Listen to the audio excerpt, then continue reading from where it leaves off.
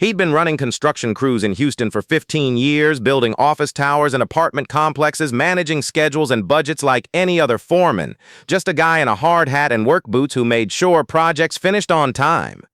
Until a crane operator made a catastrophic error during a high-rise build. And in the chaos that followed, everyone discovered that their steady foreman wasn't just good at reading blueprints, he was a former Army combat engineer who had defused IEDs in Iraq and knew exactly how to manage a crisis when lives hung in the balance. Welcome to the Human Stories. Before we begin this incredible story of hidden expertise and split-second decisions, tell me in the comments which city you're watching from today, and if you believe stories like this deserve to be remembered, hit that subscribe button and help us honor those who continue serving long after the uniform comes off. James Jim Reeves stood on the 15th floor of the partially completed office tower in downtown Houston, reviewing the day's work schedule with his clipboard in hand. At 47 years old, Jim had the weathered look of someone who'd spent decades in construction: tanned skin, calloused hands, safety vest worn over a faded t-shirt, steel-toed boots that had seen better days. His gray-streaked beard and steady demeanor made him the kind of foreman that workers respected and building owners trusted. The project was a 22-story commercial building, one of several going up in Houston's expanding downtown corridor. Jim's company had been contracted for the structural work, and he was responsible for coordinating 38 workers across multiple crews: steel workers, concrete pourers, crane operators, electricians, and general laborers. It was complex, demanding work that required constant attention to safety protocols, timing, and coordination. What nobody on the construction site knew was that before Jim Reeves became a construction foreman, he had been Sergeant James Reeves, 12th Combat Engineer Battalion, United States Army. 3 tours in Iraq between 2004 and 2010, specializing in route clearance and IED disposal. A man who had spent years making split-second decisions about explosive devices, structural stability, and crisis management in some of the most dangerous situations imaginable. But that life was behind him now. When Jim came home from his 3rd deployment, he'd decided he was done with war zones. He wanted to build things instead of clearing rubble. He wanted to create structures that would stand for generations instead of dismantling bombs that were designed to destroy. Construction work gave him that opportunity, using his engineering knowledge in ways that helped communities grow rather than survive. The morning had started at 6:30 a.m. with the daily safety briefing. Jim gathered his crew supervisors and went through the day's tasks: concrete pouring on the 12th floor, steel beam placement on the 16th floor, electrical rough-in on floors 8 through 10, and crane operations to lift materials throughout the day. Every task had specific safety protocols, backup plans, and clear communication chains. Remember, Jim told his supervisors, as he did every morning, we're not just building a structure, we're responsible for 38 people going home safe to their families tonight. No shortcuts, no exceptions, no assumptions that something is safe just because it looks okay. His crew supervisors had heard this speech 1,000 times, but they never dismissed it. Jim's reputation for safety was well known in Houston construction circles. In 15 years as a foreman, he'd never had a serious injury on any of his sites. Some competitors joked that he ran his crews like a military operation, but nobody could argue with his safety record. By 10 a.m., the site was humming with activity. The crane, a massive tower crane that stood 200 feet tall and could lift 10 tons, was busy moving steel beams to the 16th floor, where the iron workers were assembling the building's skeleton. The crane operator, an experienced guy named Terrell, had been working with Jim for 3 years and knew his job well. Jim was on the 15th floor inspecting the concrete work that had been poured 2 days earlier when he heard something that made his blood run cold. Not a loud noise, but a subtle sound that didn't belong, a metallic stress groan that suggested something was wrong with the crane's rigging system. He looked up just in time to see the crane's load, a steel I-beam weighing approximately 8,000 pounds, begin to shift in its rigging. The beam was suspended 40 feet above the 16th floor work platform where 6 iron workers were preparing to receive it and guide it into position. What happened next occurred in less than 3 seconds, but Jim's mind processed it with the same clarity he'd once used to assess IED threats in Baghdad. The rigging had failed on one side of the beam. The load was now unbalanced and swinging. The crane operator hadn't realized it yet. He was focused on his control panel, not visually monitoring the load like he should have been. The iron workers on the platform above were directly in the path of a massive piece of steel that was about to swing wildly out of control. Jim didn't think. He reacted with the same instantaneous decision-making that had kept him alive through 73 IED disposal operations in Iraq. Crane emergency. Everyone off the 16th floor. Now. Terrell, freeze the crane. His voice cut across the construction site with a command authority that made everyone stop what they were doing. The iron workers on the 16th floor didn't question or hesitate. Something in Jim's tone told them this wasn't a drill or a precaution. They moved immediately, scrambling away from the work platform toward the interior stairwell. Terrell, the crane operator, hit the emergency stop, but physics doesn't care about emergency stops. The 8,000-pound steel beam, already in motion from the partial rigging failure, continued its swing. It was going to impact the 16th floor work platform in approximately 5 seconds. Jim was already moving. He sprinted to the emergency stairwell and took the stairs to the 16th floor 2 at a time, his mind automatically calculating angles, momentum, and structural impact points, the same way he'd once calculated blast radiuses and shrapnel patterns.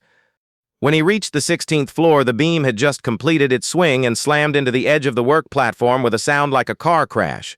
The impact had bent several safety railings and damaged part of the platform structure, but all 6 iron workers were safely inside the stairwell uninjured. But the crisis wasn't over. Jim could see immediately what nobody else had noticed yet. The impact had compromised the temporary support structure for the 16th floor. Several key support beams were now bent and under stress. They weren't designed to handle. The floor was still holding, but it wouldn't for long. "Everyone off this floor right now," Jim said, his voice calm but absolute. "Use the east stairwell, not the west. Move quickly, but don't run. Go." "Jim, what's happening?" one of the iron workers asked. "The floor structure is compromised. We have maybe 2 minutes before it starts to fail. Move, now."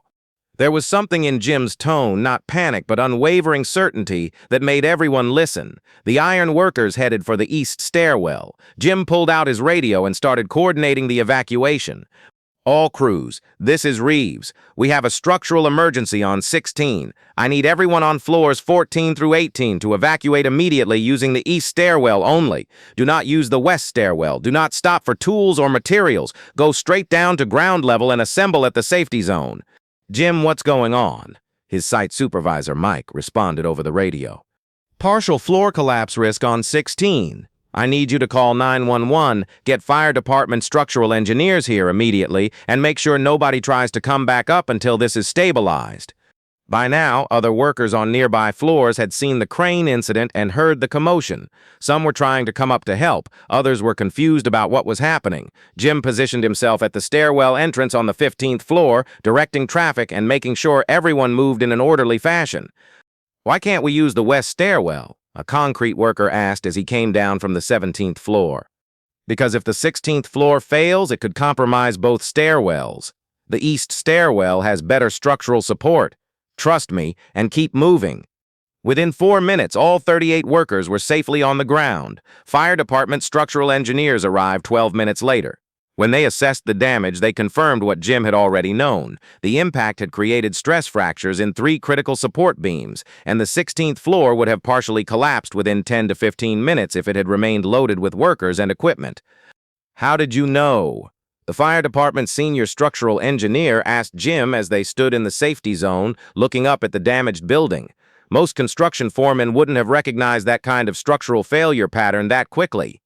Jim was quiet for a moment, watching his crew being checked by EMTs even though nobody was injured. "I've seen a lot of structures fail under stress. You learn to recognize the signs." "Where? What's your background?" "Army combat engineer. 3 tours in Iraq, mostly route clearance and IED disposal." The engineer looked at Jim with new understanding. "You've seen buildings fail after explosions. Among other things. You see enough structural failures in combat zones, you learn to read the signs fast, because hesitating gets people killed." By that evening, the story had spread through Houston's construction community. Jim Reeves, the quiet foreman who always emphasized safety, was a combat veteran who had recognized a life-threatening structural failure that most people would have missed. The crane incident and his immediate response had prevented what could have been a catastrophic collapse that would have killed or seriously injured multiple workers. The next morning, Jim showed up at the site at 6:30 a.m. as usual. The 16th floor had been temporarily stabilized overnight by emergency crews, and engineers were developing a plan for permanent repairs. But the day's work would focus on other areas of the building while the damaged section was addressed. His crew supervisors were waiting for him at the safety briefing, but this time they weren't just there to discuss the day's tasks. They wanted to know about their foreman's background that nobody had known about. 15 years, said Carlos, one of his longest-serving supervisors. 15 years we've worked together, and you never mentioned you were Army engineers. Jim shrugged. Didn't seem relevant. My job is construction now, not combat operations. But all those safety protocols you've always insisted on, another supervisor said. The backup plans, the emergency procedures, the way you always want to know where everyone is on the site, that all came from your military training. Partly, Jim acknowledged. In Iraq, I learned that preparation prevents casualties, that attention to detail saves lives, that assuming something is safe without verifying it gets people killed. Those lessons apply just as much to construction sites as they do to war zones. You saved lives yesterday, Carlos said simply. Everyone knows it. If you hadn't recognized that structural failure, the 16th floor would have come down with our people on it. Jim looked at his crew supervisors, men he'd worked with for years, men whose families he knew, whose kids he'd watched grow up. That's the job. Not the extraordinary part, just the job. We look out for each other, we follow safety protocols, and everyone goes home at the end of the day. Over the next few weeks, as the building was repaired and work resumed, Jim found himself approached by younger workers who wanted to know about his military service, about how he'd transitioned from combat engineering to civilian construction, about whether his experience in Iraq still affected him. Every day, Jim told one young laborer who'd been thinking about joining the military. Not in a bad way necessarily, but it changes how you see things. I can't walk onto a construction site without automatically assessing structural integrity, emergency exits, potential failure points. It's not PTSD, it's just permanent awareness. Do you miss it? The military work? Jim thought about that question as he looked around the construction site, his crews working safely, the building rising floor by floor, the satisfaction of creating something that would serve the community for decades. I miss my team, he said finally. I miss the sense of mission, the clarity of purpose, but I found a different way to serve. This building will house businesses that employ people, provide services the community needs. The safety protocols I implement here protect workers who support families. It's a different kind of service, but it's still service. 6 months later, when the building was completed and the final inspection was passed, the building owner organized a small ceremony to mark the achievement. In his remarks, he specifically acknowledged Jim Reeves and his crew for their professionalism and safety record. This project faced a significant crisis that could have resulted in tragedy, the owner said, but because of one man's experience, expertise, and quick thinking, everyone involved is here today to celebrate this completion. That's the kind of leadership that makes a difference. Jim accepted the acknowledgement with his typical understated demeanor, but later, when his crew gathered for a final site photo before moving on to their next projects, Carlos pulled him aside. You know what I realized? Carlos said. You've been applying military crisis management to construction work for 15 years. All those safety briefings, all those backup plans, all that preparation, you've been protecting us the whole time, and we didn't even know it. Jim looked at the building they'd completed, 22 stories of steel and concrete that would stand for generations. That's exactly how it's supposed to work. The best crisis management is the kind where the crisis never happens, because you prepared for it. James Reeves still works in Houston construction. He still starts every morning with safety briefings that some people think are excessive. He still insists on backup plans and emergency procedures that other foremen skip, and his crews still go home safe at the end of every day, protected by protocols developed in war zones and applied with quiet dedication to civilian work.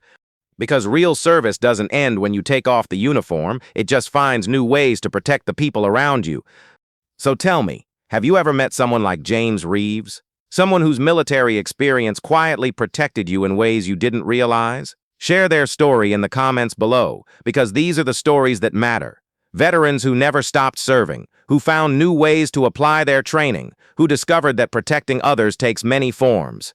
If this story moved you, subscribe to The Human Stories for more accounts of quiet heroism and veterans who continue serving in ways most people never see. Until next time, remember that heroes don't always wear uniforms. Sometimes they wear hard hats and safety vests, and they're ready to protect you whether you know it or not.